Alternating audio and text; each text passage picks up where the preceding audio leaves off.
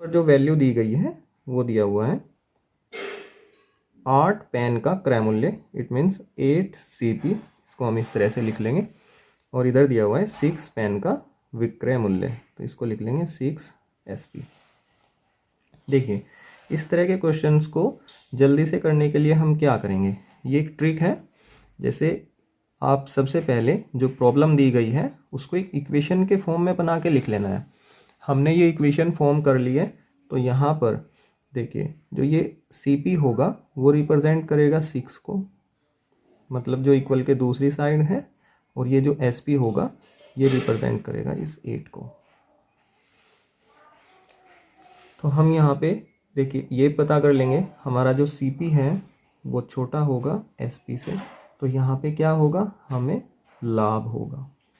यदि ये हमसे पूछ लेता, देखिए यहाँ पर तो दिया है तो लाभ प्रतिशत ज्ञात कीजिए, लेकिन यदि ये हमसे पूछता कि लाभ या हानि बताइए और ऑप्शन में दिया हुआ होता जो सेम आंसर है उसके साथ लाभ भी होता और हानि भी होती, तो हमें ये पहचान करनी पड़ती है, जो कि आप इस तरह से कर सकते हैं। अब आपको निकालना है इसमें परसेंटेज, प्रॉफिट परसेंटेज। तो वो कैसे निकालेंगे, देखिए उसका फॉर्मूला होता है, जो प्रॉफिट परसेंटेज होगी वो होती है SP minus CP upon CP into 100। Value put करें, SP हो गया हमारा 8, CP है 6 अपॉन 6 इंटू 100, ये बचेगा 2 अपॉन 6 इंटू 100। 2 से 3 बार कैंसिल हो जाएगा, तो ये बचेगा 100 अपॉन 3। 100 को 3 से डिवाइड करोगे तो ये आएगा 33 और 1/3%। तो हमारा जो ऑप्शन करेक्ट होगा वो होगा इसमें थर्ड, ऑप्शन नंबर 3। इसको मार्क कर लेंगे और फिर नेक्स्ट क्वेश्चन की ओर बढ़ते हैं।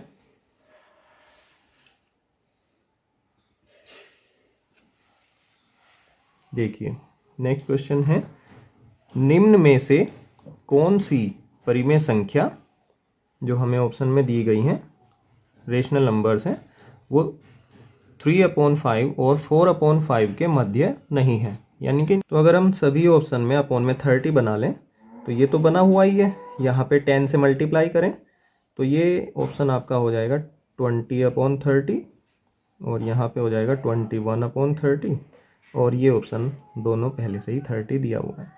अब जो नंबर हमारी हैं यदि वहाँ पर भी हम 30 बना लें तो ये हो जाएगा 3/5, यहाँ पे 6 से मल्टीप्लाई कर दीजिए और यहाँ पर भी 6 से मल्टीप्लाई कर दीजिए, तो ये नंबर हो जाएगी 18/30 और ये हो जाएगा 24/30। तो अब देखिए इन दोनों नंबर के बीच में जो नंबर लाई कर रही है वो हमारा आंसर नहीं होगी। जैसे फर्स्ट ऑप्शन 19/30 वो 18/30 और 24/30 के बीच में लाई करेगी, तो ये तो है 20 भी बीच में ही आएगा। यदि हम डिनोमिनेटर को छोड़ भी दें 30 को, तो अब केवल न्यूमरेटर से भी हम चेक कर सकते हैं। 18 से 24 के बीच में 19 आता है, 20 आता है, 21 भी आता है, 16 नहीं आएगा, तो हमारा जो आंसर होगा वो हो जाएगा 16। इस तरह से आप इसको इजीली सॉल्व कर सकते हो। नेक्स्ट क्वेश्चन देख लेते हैं। देखिए क्वेश्चन नंबर 113 हमें दिया हुआ है 3 पेन, 2 पेंसिल, 4 रबड़ का मूल्य 92 रुपये है। 16 रबड़ का मूल्य 68 है, तब 24 पेन का मूल्य ज्ञात करो। ठीक है, तो देखिए इस क्वेश्चन को कैसे करते हैं।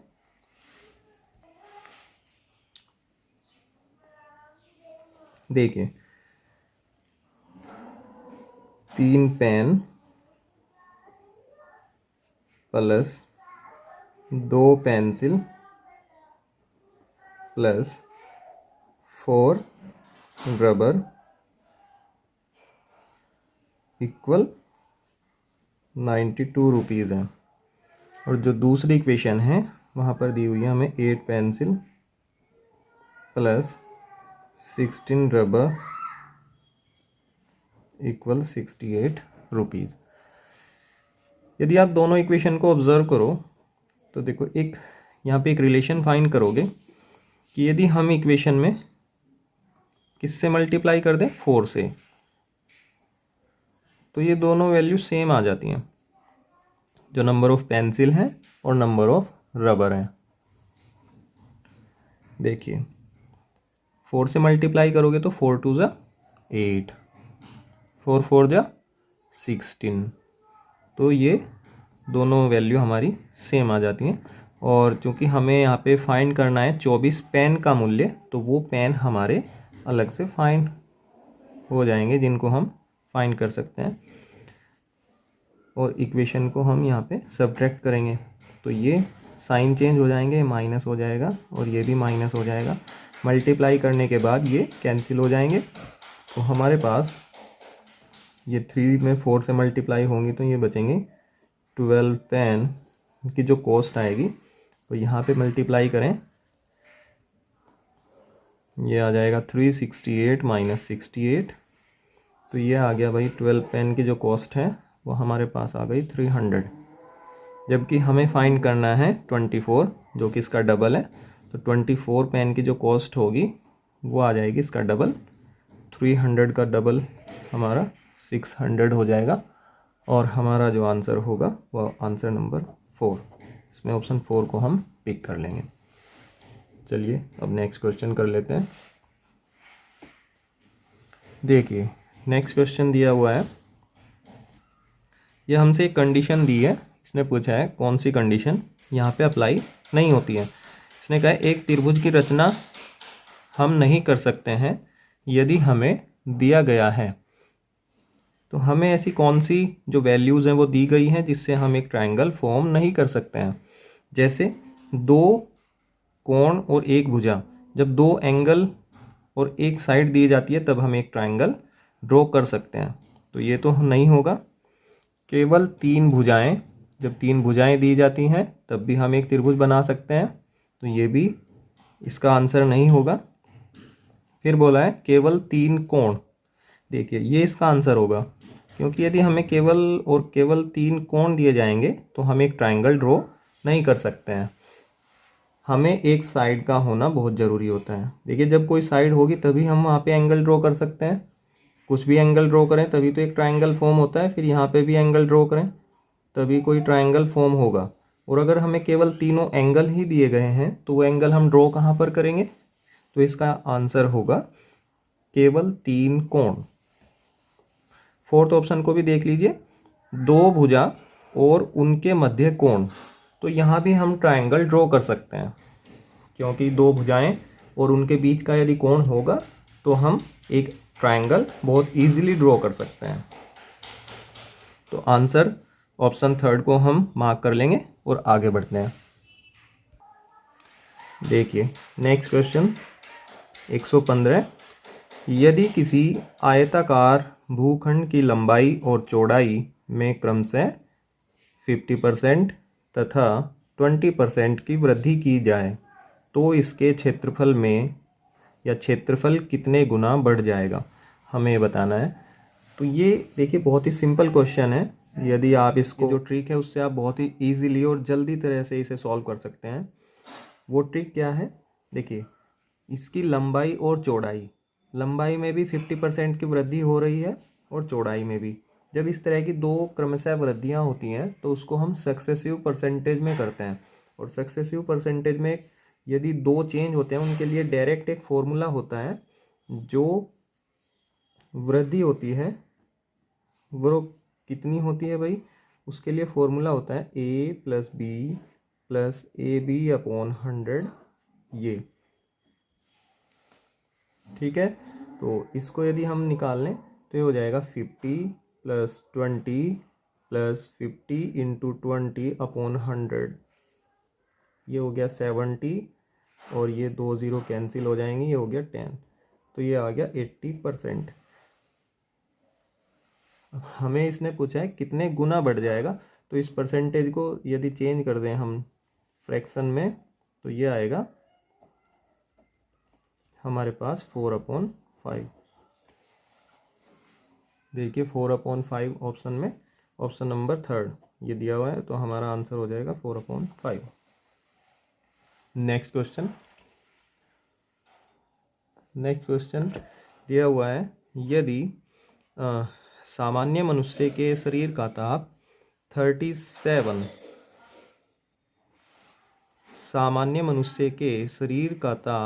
37 डिग्री सेल्सियस है तो फ़ारेनहाइट में यह क्या होगा। देखिए स्टैंडर्ड टेम्परेचर होता है,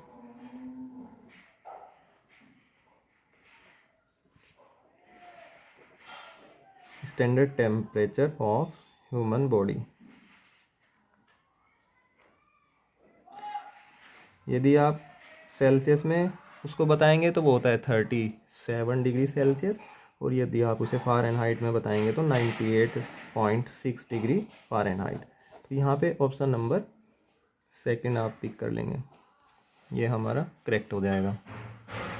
देखिए क्वेश्चन नंबर 117, इसमें हमें दिया हुआ है, यदि 1 square plus 2 square plus dot dot dot dot up to 9 square equal to 285, तो हमें ये वैल्यू फाइंड करनी है। ये भी सेम स्क्वायर की फॉर्म में ही दी गई है, सम ऑफ स्क्वायर फाइंड करना है, लेकिन यहाँ पे सम जो फाइंड करना है वो डेसिमल में दी गई है डिजिट। तो इसको एक बार यहाँ पे हम मेंशन कर लेते हैं। जैसे ये दिया है 0.11 square plus 0.22 square plus up to ये है 0.99 स्क्वायर।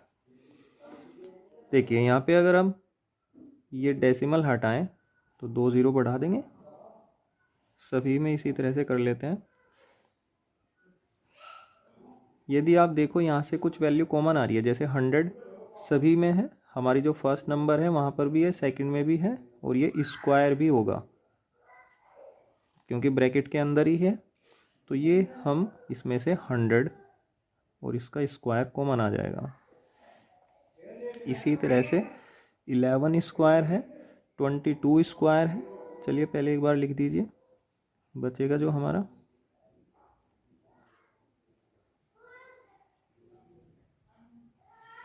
और ये बचेगा 99 स्क्वायर। देखिए अब 11 स्क्वायर भी कॉमन आ जाएगा, तो यहाँ पे बचेगा 1 स्क्वायर, ये 2, ये 3 और ये 9। ये वैल्यू हमें गिवन है क्वेश्चन में 285। 11 स्क्वायर 121, 100 स्क्वायर 10,000 और इंटू 285। ये आप मल्टीप्लाई कर लेंगे तो आपका जो आंसर होगा ये आएगा। देखिए जब मल्टीप्लाई करोगे तो ये वैल्यू आएगी 34485 और अपॉन में 10,000। इसका मतलब 4 डिजिट के बाद डेसिमल लग जाएगी, तो आंसर होगा 3.4485 और ये हमारा ऑप्शन नंबर थर्ड में है। नेक्स्ट क्वेश्चन, यदि एक राशि साधारण ब्याज पर 10 वर्षों में 2 गुनी हो जाती है तो कितने वर्षों में यह राशि उसी ब्याज दर से 3 गुनी हो जाएगी। देखिए साधारण ब्याज के लिए ये क्वेश्चन है। तो सिंपल इंटरेस्ट जब होता है तो हमारे पास जो हमारा SI होता है, मतलब साधारण जो ब्याज होता है वो क्या होता है, उसके लिए एक फॉर्मूला होता है PRT मूलधन गुना दर गुना समय और बटे 100। यदि इसमें हम मिश्रधन निकालें, अमाउंट निकालें, तो वो क्या होता है P प्लस SI। तो यहाँ से एक फॉर्मूला बनेगा P प्लस PRT अपॉन 100। यदि P कॉमन लें तो ये हो जाएगा 1 प्लस RT अपॉन 100। ठीक है, इस रिलेशन को हम यूज़ करेंगे। देखिए फर्स्ट कंडीशन क्या दी हुई है, इसने कहा है एक राशि साधारण ब्याज पर 10 वर्षों में 2 गुनी हो जाती है। तो ये 2 गुनी हो रही है, इसका मतलब क्या हो गया।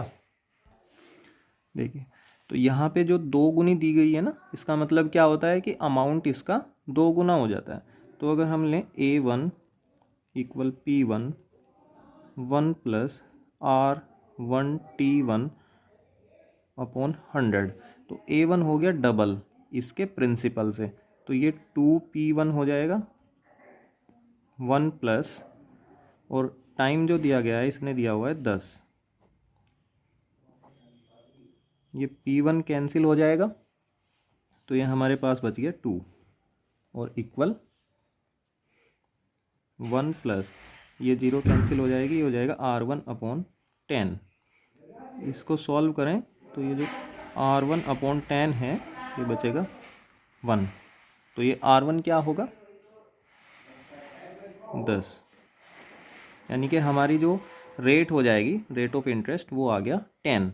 अब हमें अपनी सेकंड जो कंडीशन है वहाँ पे अप्लाई करनी है। इसने कहा है कितने वर्षों में यह राशि उसी ब्याज दर से, मतलब आर आपको 10 लेना है और 3 गुनी हो जाएगी। तो 3 गुनी के लिए कंडीशन बनाइए, A2 इक्वल P2 1 प्लस ये R1 ही यूज़ होगा और ये T2। तो ये A2 इस बार दिया हुआ है 3, इसका 3 गुना, ये 10, ये T2 हमें फाइंड करना है। तो ये कैंसिल हो जाएगा, ये बचेगा 3, ये 0 कैंसिल हो जाएगी, ये हो गया 2, ये 10 से मल्टीप्लाई होगी तो T2 आपका निकल जाएगा 10। तो आपका आ जाएगा 20 हो जाएगा, 10 टू जा 20। तो आपका जो 20 है वो ऑप्शन नंबर 3 है। तो इसको आप मार्क कर लेंगे और नेक्स्ट क्वेश्चन करते हैं। क्वेश्चन नंबर 119, इसमें दिया हुआ है 80 मीटर व्यास वाले एक वृत्ताकार पार्क के अंदर अधिकतम क्षेत्रफल का एक वर्गाकार खेल का मैदान बना है। खेल के मैदान का क्षेत्रफल निकालना है। देखिए क्वेश्चन किस तरह से सॉल्व होगा। हमें एक सर्कल दिया हुआ है और इसके अंदर एक स्क्वायर दिया हुआ है, और इसका जो व्यास है मीन्स जो वृत्ताकार भाग है इसका जो व्यास है ये दिया हुआ है इसने 80 मीटर। तो इसकी त्रिज्या कितनी हो जाएगी, जो रेडियस होती है वो हमारी क्या हो जाएगी, जो व्यास दिया हुआ है उसका आधा होती है। तो ये 80 दिया हुआ है तो ये हाफ कर लेंगे, ये आ जाएगा 40 मीटर। ठीक है, तो अगर हम इसको भी इससे मिला दें तो ये भी 40 होगा और ये भी 40 होगा, और ये एंगल 90, क्योंकि जो स्क्वायर होता है उसके जो डायगोनल होते हैं वो भी एक दूसरे को 90 डिग्री पर कट करते हैं। तो अब हमें ये साइन निकालनी है, इनको हम एज्यूम कर लेते हैं ABCD। तो आपको BC निकालना है। BC क्या हो जाएगा, ये होगा 40√2। देखिए ये मैंने कैसे किया, आप एक रिजल्ट है जो आप याद रख सकते हैं, जो लगता है राइट एंगल ट्रायंगल में। यदि ये साइड x और ये भी x है तो इसका जो हाइपोटेनस होता है मीन्स कर्ण जो होता है वो होगा x√2। तो यहाँ पर सेम कंडीशन अप्लाई हुई है। देखिए 40 और 40 दोनों साइड इक्वल है और एक एंगल 90 दिया हुआ है इनके बीच में, तो इनका जो हाइपोटेनस होगा वो हो जाएगा 40√2। अब हमें इस जो खेल का मैदान है वर्गाकार उसका क्षेत्रफल बताना है।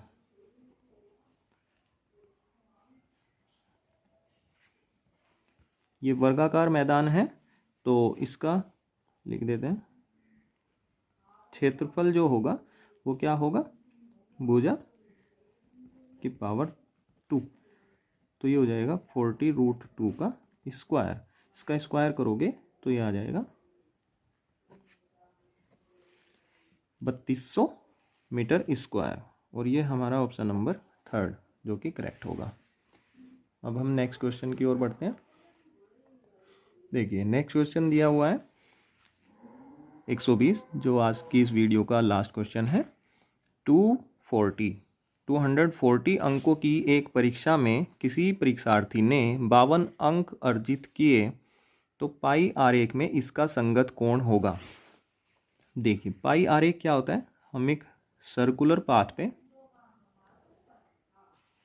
एक ग्राफ बनाते हैं, ये सर्कुलर पाथ पे बनाया जाता है, इसको पाई चार्ट बोलते हैं। इसमें डिफरेंट एंगल्स के साथ हम डाटा को रिप्रेजेंट करते हैं। जैसे ये एंगल हो गया थीटा, ये हो गया फाई, ये हो गया अल्फ़ा, ये हो गया बीटा, इस तरह से। तो अब इसमें जो एंगल होते हैं, क्योंकि टोटल एंगल कितना होता है हमारा, वो होता है 360। तो अब हमें यहाँ पे 52 अंक हैं। इसके लिए जो संगत कोण होगा, जो ये फाइंड करना चाह रहा है, ये संगत कोण आप निकालेंगे तो वो आता है प्राप्त अंक अपॉन कुल अंक इंटू 360, क्योंकि टोटल पार्ट में 360 होता है। तो ये हो जाएगा 52 अपॉन 240 इंटू 360। सॉल्व कर लें, जीरो कैंसिल हो जाएगी, 12 से 2 जा, 12 से 3 जा, और ये 26, तो 26 इंटू 3 ये आ जाएगा 78। और ये एंगल आता है डिग्री में, क्योंकि हमारे पास 360 डिग्री, यदि हम एक पॉइंट पे एंगल निकालते हैं तो जो कंप्लीट एंगल होता है वो कितना होता है, वो होता है 360 डिग्री। ठीक है, ये आपको याद रखना है। तो हमारा आंसर इसमें ऑप्शन नंबर सेकंड पर है, जिसे हम मार्क कर लेंगे।